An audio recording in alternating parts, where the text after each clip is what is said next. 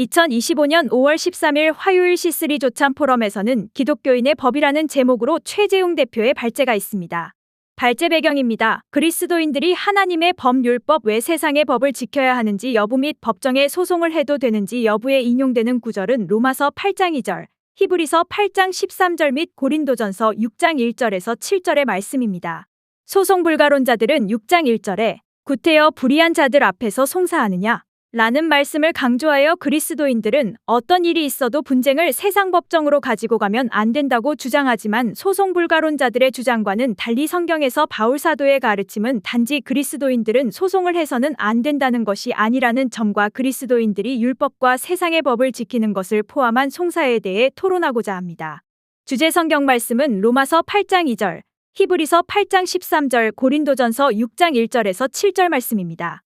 이는 그리스도 예수 안에 있는 생명의 성령의 법이 죄와 사망의 법에서 너를 해방하였음이라. 로마서 8장 2절. 새 언약이라 말씀하셨음의 첫 것은 낡아지게 하신 것이니 낡아지고 쇠하는 것은 없어져 가는 것이니라. 히브리서 8장 13절. 너희 중에 누가 다른 이로 더불어 일이 있는데 구태여 불의한 자들 앞에서 송사하고 성도 앞에서 하지 아니하느냐. 고린도전서 6장 1절. 성도가 세상을 판단할 것을 너희가 알지 못하느냐. 세상도 너희에게 판단을 받겠거든 지극히 작은 일 판단하기를 감당치 못하겠느냐. 고린도전서 6장 2절.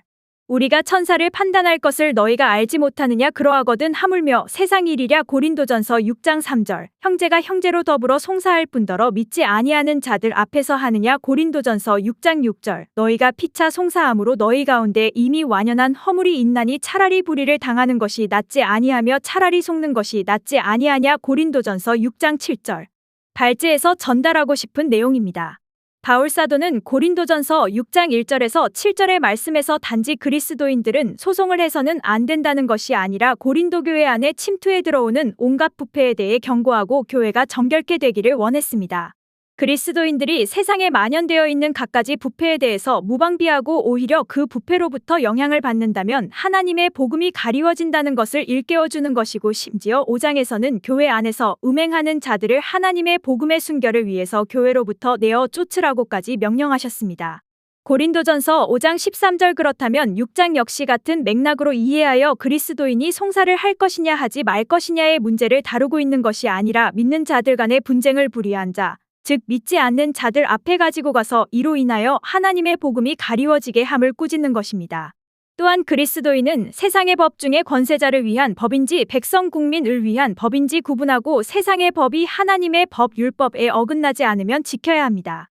토론을 위한 질문입니다. 질문 1. 예수님께서 말씀하신 그리스도인들의 율법과 세상의 법, 송사에 대한 바람직한 태도는 무엇인가? 질문 2. 불행하게도 실제 현실은 소송 도중에 예수님의 말씀을 실천하는 사례가 많지 않은데 이런 경우에 어떻게 대응해야 하는가?